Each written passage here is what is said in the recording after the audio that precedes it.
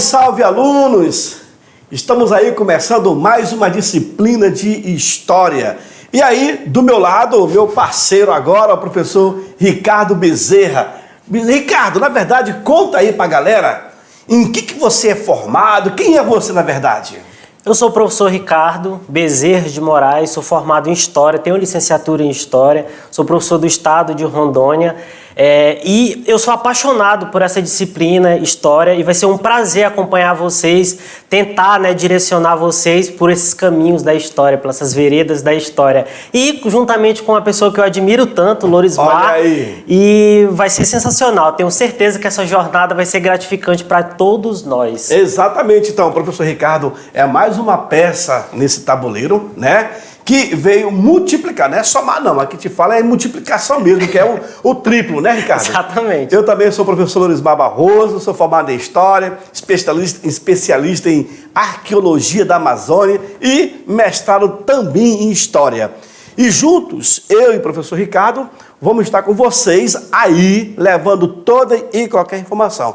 Aluno, qualquer dúvida, é só ir lá no chat e trazer as dúvidas para nós, porque não pode sair daqui com dúvida. Né, professor Ricardo? Com certeza. Eu acho que é fundamental a dúvida, né? E o papel, a gente está ensinando eles a ser um pouco de historiador, verdade, né? Verdade. E o historiador é aquele que busca, é aquele que duvida, aquele que questiona. E é isso que a gente espera de vocês, uma atitude de historiador. É verdade. O professor Ricardo já deixou a deixa para vocês aí, ó.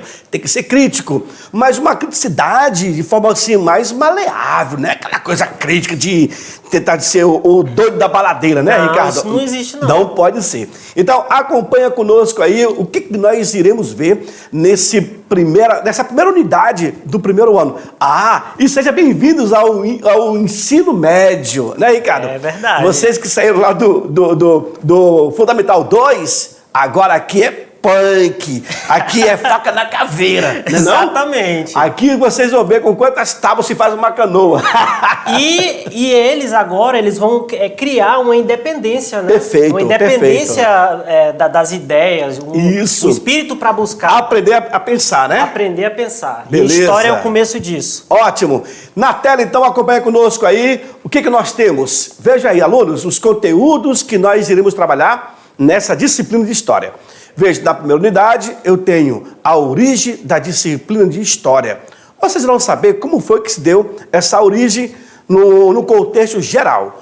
Cultura material e imaterial, tempo e memória, na segunda aula. Na terceira aula, eu tenho pré-história, o homem na evolução das espécies, parte 1, e depois a parte 2. Olha aí que bacana!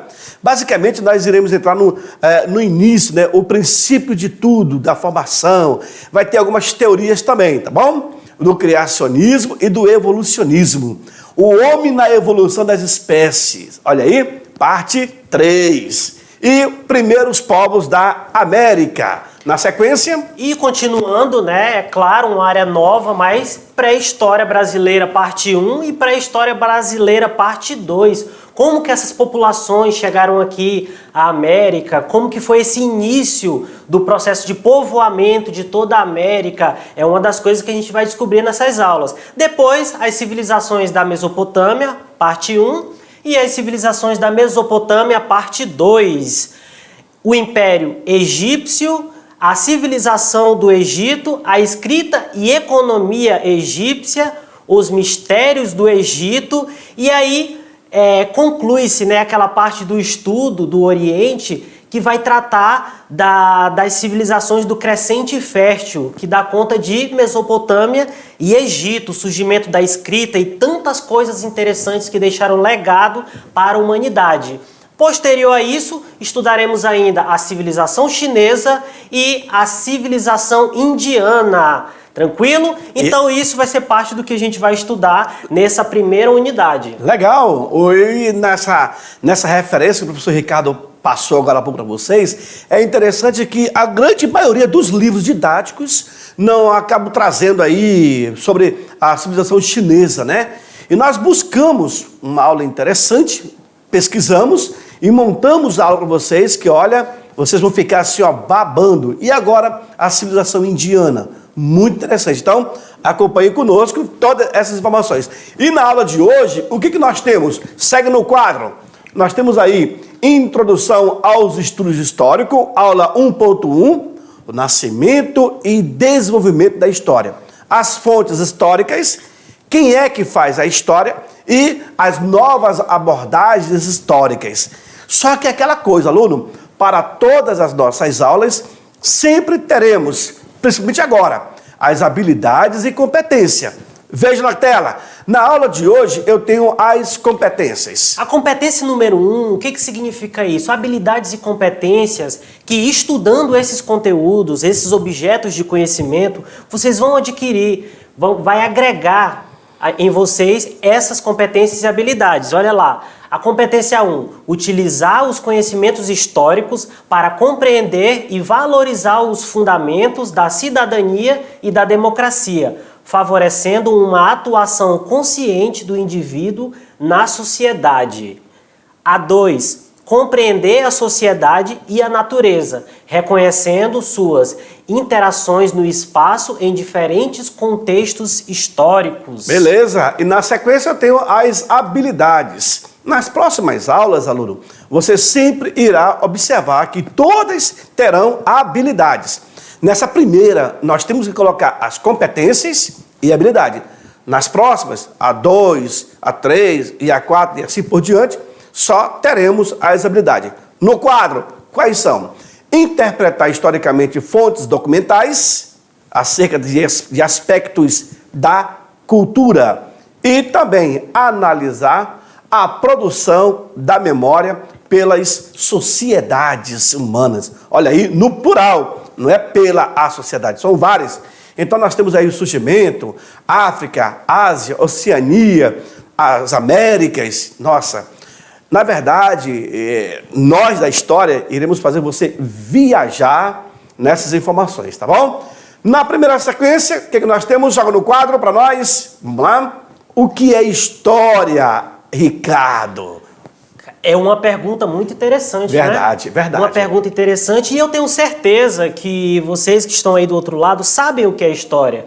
Quando a gente está em sala de aula, na presença, né, quando se podia aglomerar ainda, essa pergunta surgia e os alunos respondiam por aqui, por ali, as respostas iam se complementando. A licença poética, né, para falar da maiêutica socrática. Olha, né? aí. Vocês já têm o conhecimento dentro de vocês, vocês sabem o que é história. Perfeito. Mas o que a gente vai fazer aqui é organizar esse conhecimento. Vamos dar algumas informações para eles conseguirem pensar de forma mais concreta o que é história. Então foca na tela aí, ó. Vamos lá. O que é história? História é a investigação das ações realizadas pelos seres humanos em diferentes épocas e lugares.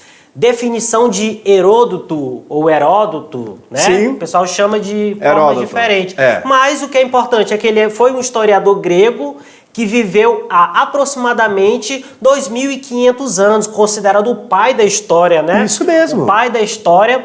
Por que, E Ricardo? Por que ele é considerado o pai da história? não significa que antes não houvesse história. Olha. Mas ele foi o primeiro que começou a padronizar, a sistematizar, a criar uma forma de contar a história. Registro. Os registros. Exatamente. E Olha que foi legal. justamente o historiador Heródoto, por isso ele é considerado o pai da história. Então, presta atenção, a imagem que tem dele aí, né? Olha lá. Heródoto. E uma coisa que é muito interessante falar, Lorismar, é o seguinte: as pessoas às vezes confundem história com outras disciplinas, né? Que não pode, né? Não pode de forma nenhuma, porque assim, o pessoal fala, mas e os dinossauros? Dinossauro não é a história que cuida? Prestem atenção no que está escrito, que é justamente a história vai dar conta do passado humano, das investigações, das ações que dizem respeito ao ser humano. Sim. E não relacionado a tudo. Sim, sim. Né? É por isso que é chamado a pré-história, a história antiga, a medieval, a moderna, a contemporânea e a pós-contemporânea. Então, na verdade, a história, agora eu vou puxar brasa para nossa sardinha, a disciplina de história, aluno, ela bebe de todas as fontes. Exatamente. É diferente da química. A química tem história. Como foi que surgiu a química? Como foi que surgiu a biologia? Como foi que surgiu a língua portuguesa? Tem a história. Observe que tudo na vida tem história. Mas, professor, a história tem a história? Tem. Dela mesmo? Tem, que é chamada de historiografia, que é a história da história. Quer dizer que a história da história é historiografia? É, porque a historiografia, ela conta como surgiu a história. Olha que bacana. Então, assim, aluno, a disciplina de história é a única que anda em todas as demais. Matemática, português, química, física, biologia, filosofia, religião, tudo. Eu vou falar só pra vocês, não vive sem história. Tô mentindo? Não, e você é mais cruel ainda, tá? Com as outras áreas. Vamos pensar rapidinho aqui. O Egito. Para você estudar uma sociedade como o Egito, você precisa entender qual era o rio, hidrografia, a geografia, o clima, Sim. a matemática. Sim. Sabe por que você calcula tanto triângulo hoje em dia? Por causa dos egípcios lá, da matemática egípcia. Então, todo esse legado, né? Deixou registro. A arquitetura, as artes, a pintura que eles faziam. Então, a história investiga as sociedades de diversas formas possíveis e, para isso, utiliza vários campos de saber. Então, Sim. a história bebe em todas as áreas. Então, incrível, né? Todas as áreas têm a história da medicina, a Sim. história da matemática. Então, vocês estão no lugar certo para aprender realmente É verdade. tudo que vocês precisam. E pior ainda, quando vocês estiverem lá no 3º ano, já se preparando para poder entrar no Enem, e quando forem para as universidades ou faculdades, dependendo do curso que você for pegar, eu vou fazer engenharia civil. Tem a história da engenharia, que vai bater lá no Egito. Pronto. Então, aluno, você nunca vai esquecer eu, professor Ricardo, na verdade? Infelizmente. Aí vai esquecer os outros, né? Vai, mas certeza. História tu não vai esquecer. Segue no quadro. O que nós temos aí? Olha aí, a palavra história, ela tem sua origem no grego e latim, historie, que em dialeto jônio significa investigação. E está relacionado a outras duas palavras. O substantivo histor, que é testemunho, e o verbo historien, que é informar-se. Isso aí é só o conceito, tá bom? Segue comigo no quadro. Vamos lá. A disciplina de história e o historiador. A história é a disciplina que estuda a vida humana na sociedade ao longo do tempo. Então, presta atenção nisso daí, meus amigos. Então, a história é a disciplina que cuida da vida humana, dos humanos, tá ok? Então, vamos lá, ó. O objetivo do historiador é compreender as ações, os desejos, pensamentos, sentimentos e criações culturais em diversas sociedades e em várias épocas. Que daí vai surgir a cultura material e imaterial. Ótimo. Né? Uma coisa puxa a outra. Olha, quando você entra nesse mundo da história, você tem que ter muito cuidado. Professor, por causa de vocês, agora eu vou fazer história. Tudo bem, mas tem muito cuidado, muito discernimento para você não desviar o teu caminho.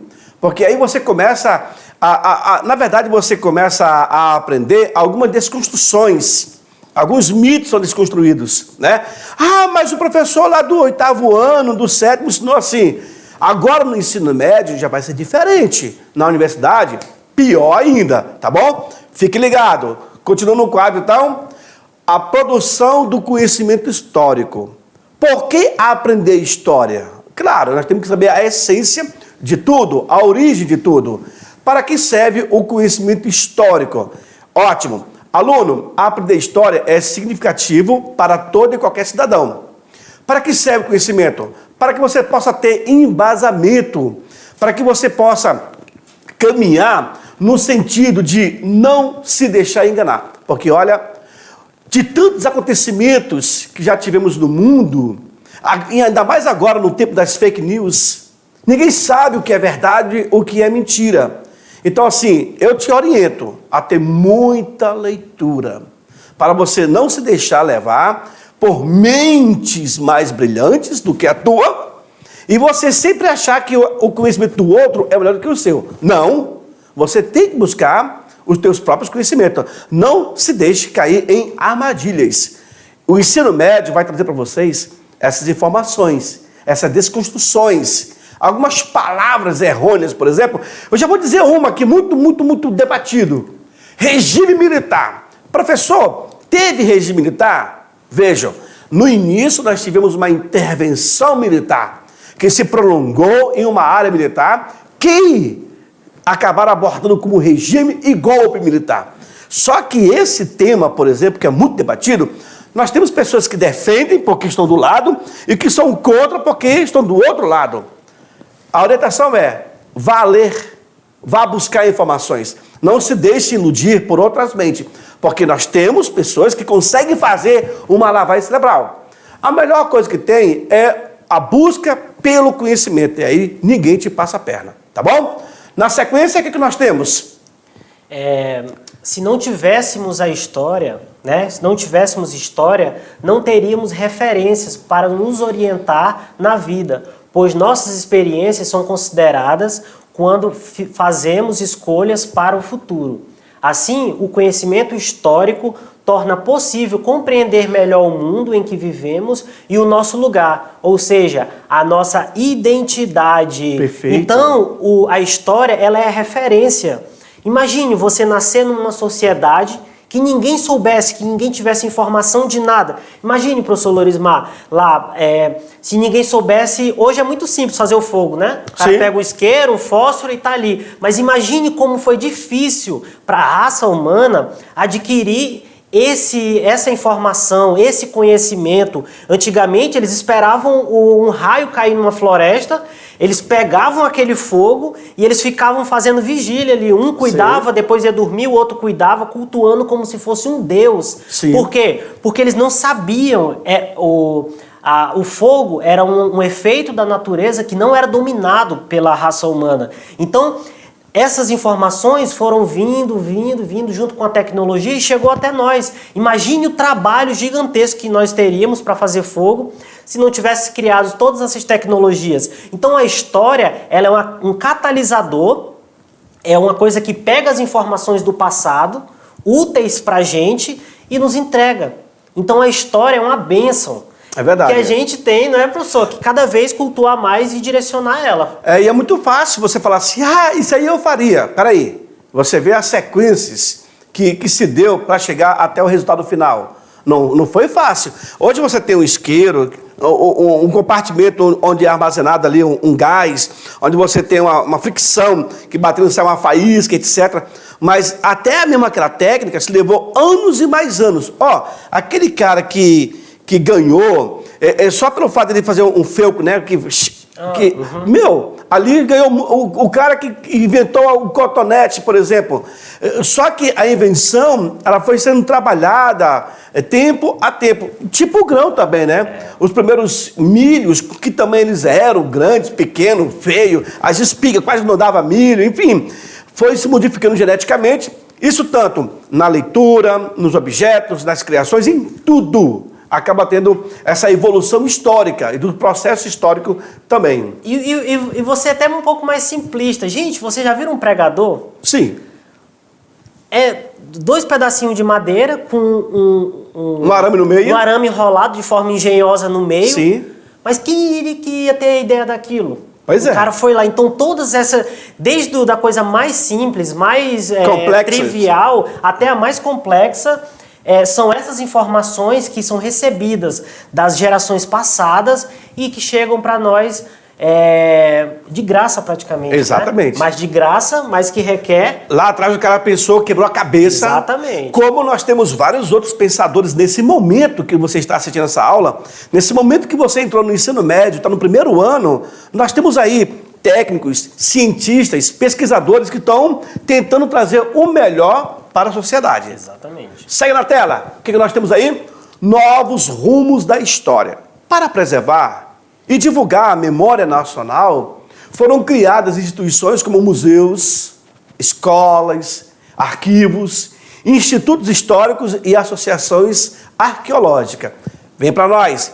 Isso é fundamental. Quando você vai a um museu, por exemplo, você encontra muitas imagens congeladas pelo tempo. Ali tem memória, ali tem história. E saber o espírito que a pessoa tirou aquela foto, o momento que ela estava, em posição, tudo tem uma leitura. O museu, o cara fala assim, porque o museu só tem coisa antiga. Coisas antigas que um dia foi presente. Hoje, se você está no presente, amanhã tu já é passado.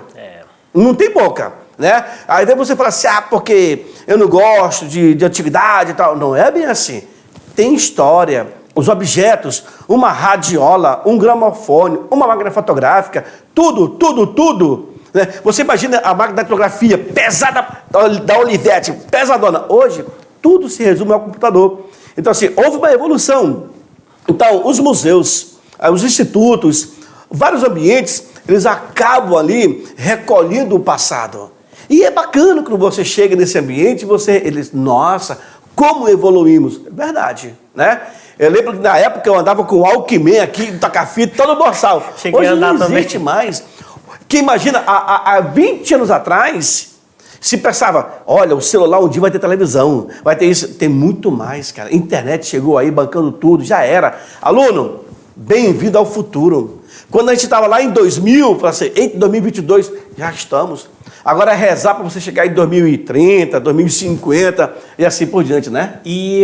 E era o Walkman, eu achei interessante isso daí, era o Walkman, depois passou pro Discman. Discman. Talvez eles nem saibam, né? O Walkman era que tocava fita, o Discman que tocava CD, e depois veio o MP3.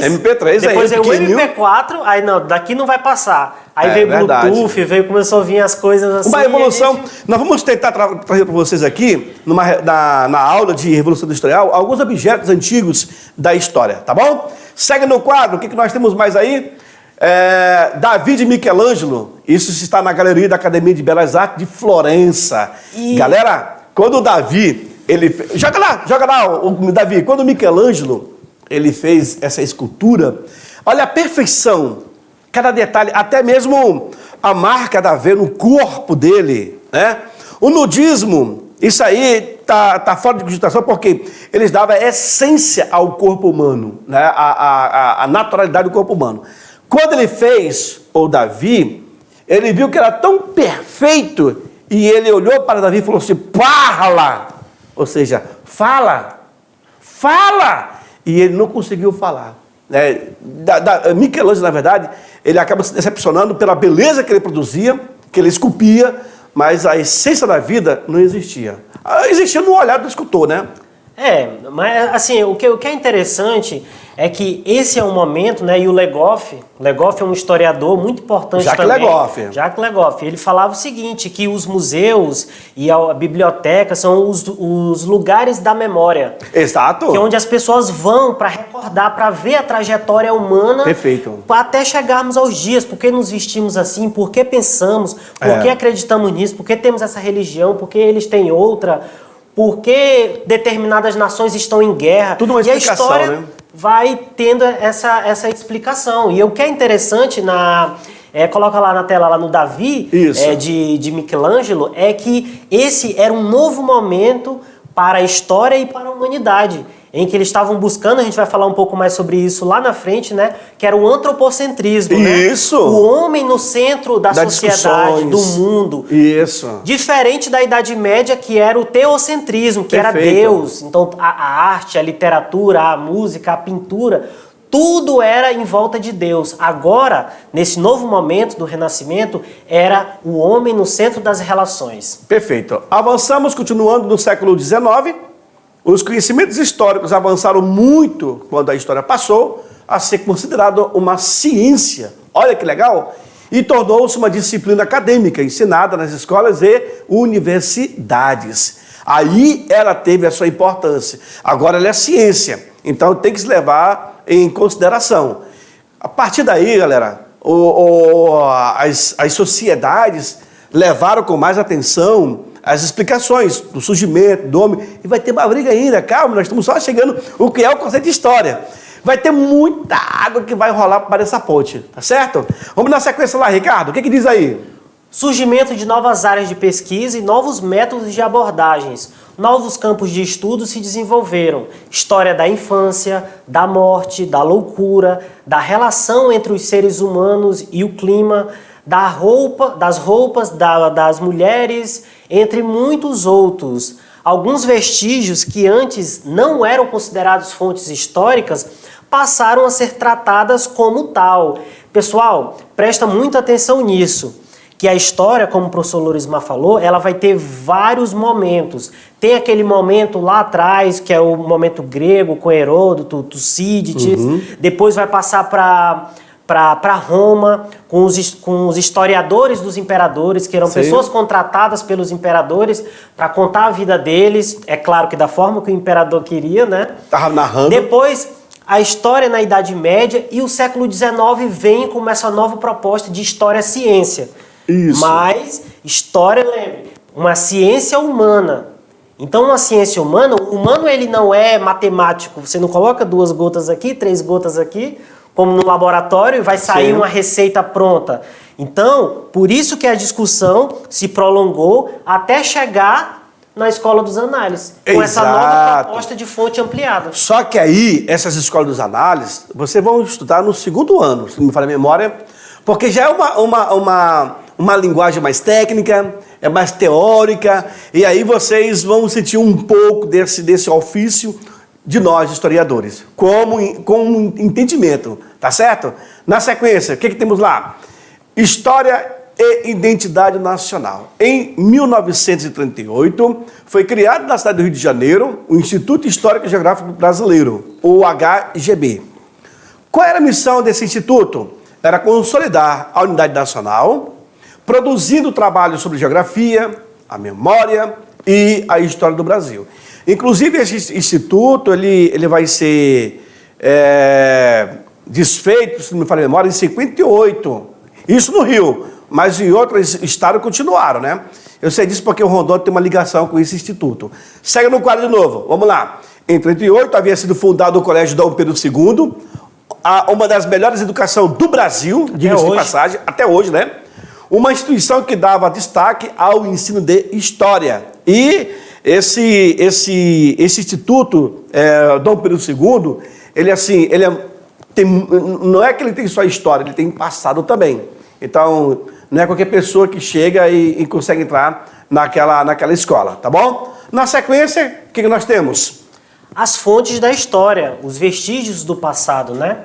Registros escritos, monumentos, fotografias, instrumentos de trabalho, joias, vestimentas, entre outros muitos objetos feitos pelo ser humano que servem como base para a construção do conhecimento histórico. Perfeito. Então, pessoal, presta atenção. Até o século XIX, eles consideravam apenas os documentos do Estado ou documentos os oficiais, né? Da Igreja, conhecidos como documentos oficiais, como a única fonte confiável de historicização, ou seja, de pegar e levar em consideração. Isso é verdade, né? A partir, né, de um determinado momento, passou-se a haver outras possibilidades, como, por exemplo, uma fotografia, né, uma joia, uma pintura numa caverna. Então, a história ela se amplia, os vestígios da história, as possibilidades de fonte na história. E outras disciplinas também começam a somar com a história, né? A arqueologia, a antropologia, a paleontologia. Isso a partir de uma extensão do PRONAPAB no Brasil, né? O Programa Nacional de Pesquisa Arqueológica Brasileira. E isso deu mais gás para que a história se sustentasse. Então, eu creio que a partir de 38 já se tem uma nova nomenclatura. Isso dentro do século XX. Olha aí, nós estamos no século XXI. Então, observe que até, como o Ricardo falou, no século XIX, tínhamos a história apenas como documentos oficiais. Depois, através de objetos. Se você pega uma ponta de sílex, que é aquela ponta de lança, né, feito com material cortante, ou se você pega um artefato cerâmico, aquilo é história. Aquilo tem os seus vestígios históricos, né? Tem os seus registros. Agora, compete ao profissional toda uma análise. Seja um profissional de história, ou arqueólogo, ou paleontólogo, ou antropólogo, o cara tem uma visão que faz chegar até o conceito daquele objeto que foi descoberto, que foi encontrado. Tá bom? Olha lá. Por exemplo, fotos antigas da estrada de ferro de Amoré. Isso aí remete a um passado, é uma história, tem todo um simbolismo, né? Que você faz uma leitura desse painel, por exemplo, em que momento foi criado isso daí, que foi tirado, tem toda uma simbologia. Não adianta você fugir. Na sequência. Olha aí, continuando ainda, no século XIX, apenas os documentos escritos eram considerados fontes históricas, especialmente os registros oficiais produzidos pelos estados, como tratados diplomáticos, narrativas de batalhas, documentos administrativos, o que a gente acabou de mencionar, né? Perfeito, perfeito. Então, essa história era considerada a história positivista, que era uma história cronológica, linear, que era baseado na história dos reis, dos generais. Então, pouco se aparecia da população comum, do trabalhador rural, do soldado raso, né? O que parecia mesmo eram os grandes faraós, os grandes generais e reis. Então, é isso que a gente, né, percebe dessa história, desse tipo de história, o que vai mudar mais para frente. Beleza. Olha lá, ó. Chega no quadro. No século XIX, no século XX, a concepção de fontes históricas se ampliou consideravelmente através dos vestígios arqueológicos, imagens, mitos, lendas, relatos orais, que até então não era visto como história. Então, pessoas contando o acontecido, que são chamados de relatos orais, literários, né? Algumas obras que foram deixadas, cinema, olha que bacana, publicidade passaram a ser consideradas também fontes para o conhecimento do passado. Então, observe, alunos, que é um conjunto de fatores, um conjunto de fontes que vai vir somar com a história. Então, não precisa só ser a história oficial ou a documental. Mas, quer ver? O teu avô aí, você que tem avô, você que tem avó, se ele conta, meu filho, lá no Beiradão, ou então lá na terra, antigamente, onde morava, era assim, ele é uma fonte histórica viva. O relato que ele faz para você é um relato que ele viveu. Então, isso tem muito peso. E, de repente, quem sabe você fazer uma tarefa de casa aí, o relato de história da tua família. Né, Ricardo? Pode ser. Vamos lá, então. Na sequência. Quem faz a história? O sujeito histórico. As transformações na sociedade são ocasionadas pelos sujeitos históricos, que podem ser tanto indivíduos ou grupos. Pessoal, é muito interessante isso, porque dependendo do tipo de história, esse sujeito, do tipo de história que o historiador ou que determinada corrente aborde, o sujeito histórico vai mudar. Sim. Por exemplo, as histórias lá da história antiga e tudo. Quais são os nomes que estão nos livros? O meu, o seu ou de Júlio César? O meu, o seu ou de Pompeu, Crasso, né, Alexandre o Grande?